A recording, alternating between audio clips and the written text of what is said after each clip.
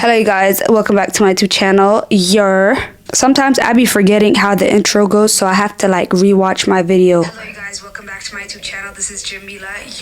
What's good? Hello you guys, welcome back to my YouTube channel. This is Jamila. Okay, that's how it goes. Hello you guys, welcome back to my YouTube channel. It's Jamila. What's good? It's good. How's everyone doing? How's y'all week going or whatever? I missed you guys. It's been a week, but guess what, y'all? We hit 4,000 subscribers. Thank you. Honestly, I really appreciate it. I love you guys so much. Even though I'm not able to reply to everyone, I love reading y'all's comments and I appreciate every single one of you guys. I have a lot of videos coming up for y'all, so stay tuned. You know what I'm saying? It's summer, so we're gonna keep these videos rolling or whatever. Also, I seen a comment last time. I had some rings on my fingers and somebody was like, hey girl, like, are you married? I seen some rings on your fingers. No, I am not married, you guys. My friend was telling me the other day, she was like, you're the wisest unmarried person I've ever met, and she's engaged. And she was like, I'm taking some tips from some of your videos. I was like, period. So I love to see it, sister. I love to see it. Anyways, you guys, today's video is all about self-worth. Yes, the last video was how to get over a heartbreak, and this video is about how to find your self-worth. So before I get into the video, I want to make sure that y'all understand how special you guys are. I mean, every single one of you guys. I don't care where you're from, what your ethnicity is, how old you are, if you're married, if you're not married, if you find yourself attractive, if you just got your heart broken, if you're divorced, if you have 10 kids and 5 baby daddies. I don't care what you got. You are so special. Let me just put things into perspective for y'all. Do you know the odds you had to beat to be alive at this time, doing what you're doing, to have made it this far into life? All the diseases, all the accidents, all the terrible things that you must have dodged for you to get to this point. Like, just think about it. Think about all the people in this world that didn't get to be the age that you are right now. Think about all the people that could have been born that were not born. Out of all the people that could have existed at this time and that could have had the parents that you had, that could have come from the background that you do, that could have done the things that you did. Out of all the people, God chose to create you. Just think about that. If that does not make you feel special, I honestly don't know what will. You are a miracle just because you exist. That's it. Just because you're here. Not because you got the best job, not because you look a certain way or you weigh a certain weight. No. Like, you just being on this earth at this time, just existing, is a miracle. Isn't that just amazing and so empowering? It's literally something that always keeps me going, because whenever I go through something or whenever I feel like my self-worth is diminishing or it's decreasing, I just remind myself how special I am and how special all of us are. So beautiful, honestly. And it's such a privilege to have access to each and every one of us because of our unique personalities and because of that unique essence that we bring to the table. There's something that you have that nobody else has. There's only one of you, and there will only ever be one of you. Do you understand that? Out of the billions of people that exist and that have existed before you and that will exist after you, there will only ever be one you. It is a privilege to get to know you. It is a privilege to have you in anyone's life. You are amazing, and I'm genuinely so proud of how far you have come. This is a reminder that we all need. It's honestly such a beautiful reminder. Sorry, I went on a little bit of a rant, but it's just like, I just want y'all to understand like how amazing y'all are, for real. And I want y'all to understand that your amazingness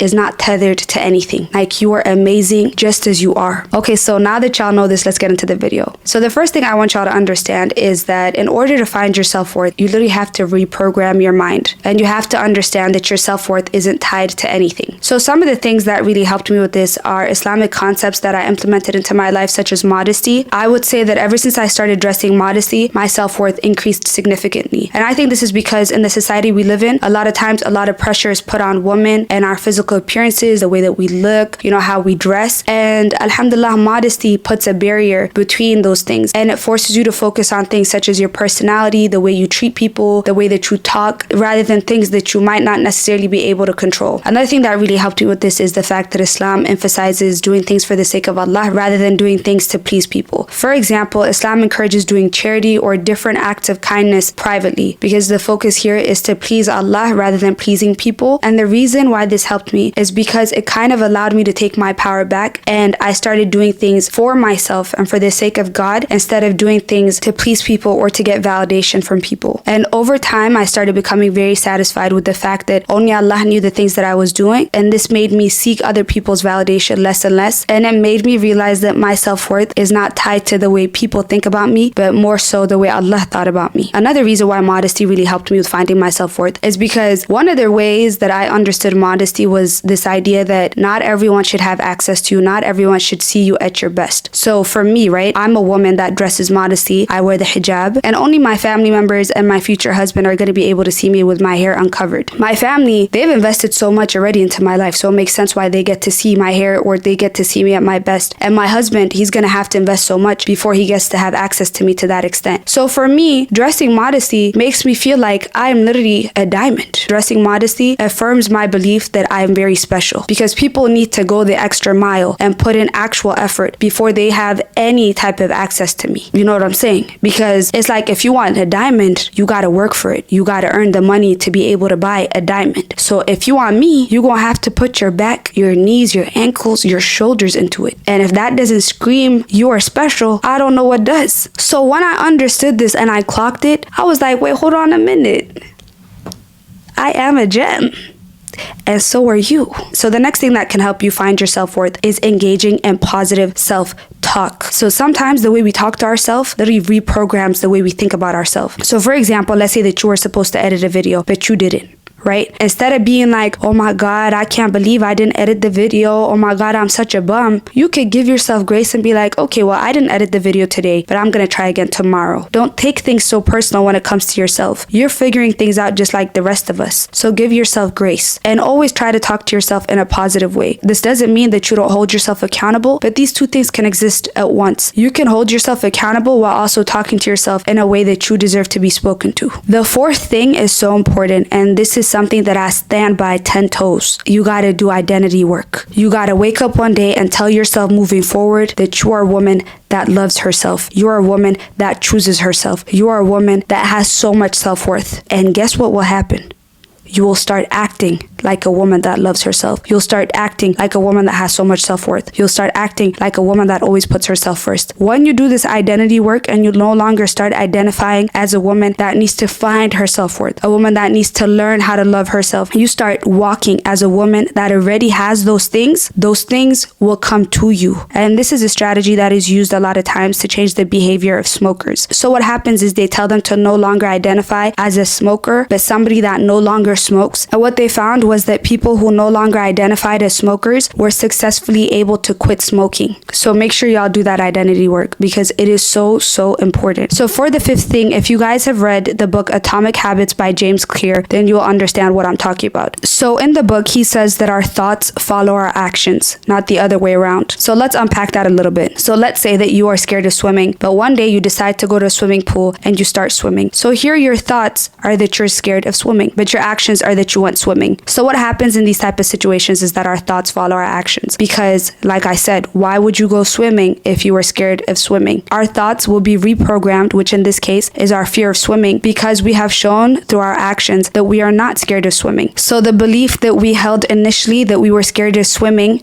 will no longer hold true, and we will no longer believe that we are scared of swimming. So you're probably wondering, Jamila, what does this have to do with anything? This has everything to do with you finding your self-worth. Your thoughts follow your actions, which means that you have to act like you love yourself and you care about yourself and that you have self-worth. And guess what? Your thoughts have no option but to catch up and reprogram themselves so that your thoughts will align with your actions. So have that self-care night. Set those boundaries. Put yourself first. And guess what will happen? You'll take a step back and you'll realize that, hold on, if I didn't care about myself, then how come I have done all of these things for me? And that is when that switch will click in your head and you'll realize that you do care about yourself. You do love yourself. You are the most amazing person in this world. You are your number one priority. There's no one more deserving of love than you, because you have been giving yourself that. The sixth thing that I need you to understand is that you gotta be selfish and you gotta pick yourself every single time. Let's say you're in a situation where you have to be honest with someone because that is what aligns with your morals and your values, but being honest with this person makes them uncomfortable. You have to be honest. you have to put yourself first. Like, that is something you can never compromise on, because like I said, your thoughts follow your actions. If you're showing yourself through your actions time and time and again that you are not your number one priority, then you're basically reaffirming your thoughts and beliefs that you are not worth being top priority. The seventh thing that is very important is that you have to learn to establish boundaries. Establishing boundaries is extremely uncomfortable. I actually had a conversation with a relative recently where I saw that they had a lot of people-pleasing tendencies, and they told me that the reason why they just let people walk all over them is because they are uncomfortable with saying no, or they feel guilty when they say no. And I told them that feeling that you're experiencing right now, that discomfort, that guilt that you're experiencing, is exactly what people talk about when they say that establishing boundaries is uncomfortable. And I told them that when I have established boundaries in the past, I have walked away feeling guilty. I have walked away with feeling like I was doing too much or that I was being selfish, but I sat with those feelings and I dealt with them because I am not willing to compromise on my boundaries. And going back to what I said earlier, this proved to me that I was worth going through those uncomfortable feelings in order to preserve myself, my values, my beliefs, and my boundaries. The eighth thing that I need everyone to understand is that you gotta stop comparing yourself to people. I said this in a previous video, but we are all literally taking different exams. You're cheating yourself and your future by looking at other people's exams, because guess what? You guys are literally in different classes. If you're taking a math test, what sense does it make for you to cheat off of a person taking an English exam? You are literally gonna fail. That is why you gotta keep your head down and focus on your own journey. Everyone is taking a different exam. You can't cheat off of other people's exam. You can't look at other people and say, oh my God, so-and-so got married at 27. Why am I not married yet? Different exam. Different subject. The ninth tip that I have is that you have to trust yourself. And the only way you will trust yourself is if you keep your promises. So if you tell yourself, I'm going to wake up at 7 a.m., wake up at 7 a.m. Because guess what will happen if you don't end up waking at 7 a.m.? The next time you make yourself a promise, you're not going to trust yourself. And if you can't trust yourself, it's going to be very difficult navigating your journey and this world. So something that really helps me is I make little promises to myself where I'm like, today I'm going to make hot cocoa at the end of the night. And when I make that hot cocoa, my trust for myself increases a little bit. Another thing that I do for myself is I take walks almost every single morning, and that's a promise that I keep to myself. And I go on these walks whether I feel sick, whether I feel tired, whether I haven't slept all night, because I have to keep my promise to myself. And each time I come back from that walk, the trust I have for myself increases a little bit. Also, on a subconscious level, the fact that I'm keeping my promises shows that I value myself, because oftentimes we keep our promises to people that we value. The 10th thing that you need to do is you need to learn how to be by yourself, because learning how to be by yourself ensures that you don't have to tolerate people that no longer align with you or your values. You no longer have to keep being friends with people just because you don't want to be by yourself. And also, learning to be by yourself will allow you to be more picky and more intentional with the company that you keep, which will only better and enrich your life. The 11th tip is very important, and this is taking your power back. For example, let's say that you're in a situation with a guy and you keep asking yourself, does he like me? Does he love me? Am I good enough for him? Does he find me attractive? What you need to do is take your power back and start asking yourself, do you like him? Do you find him attractive?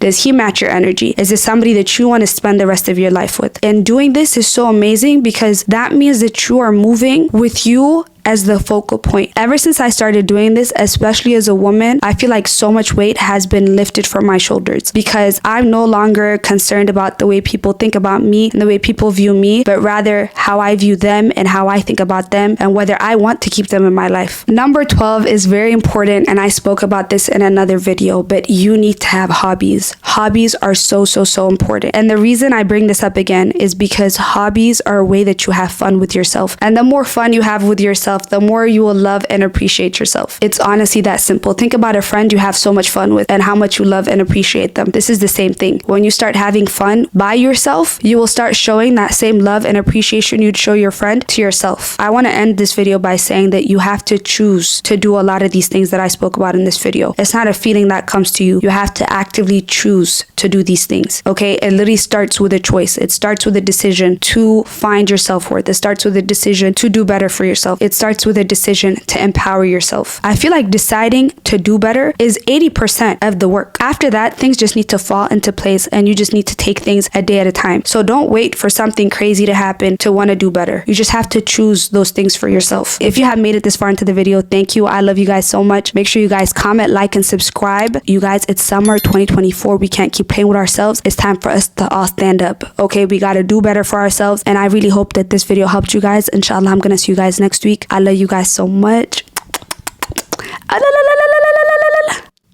Bye, you guys.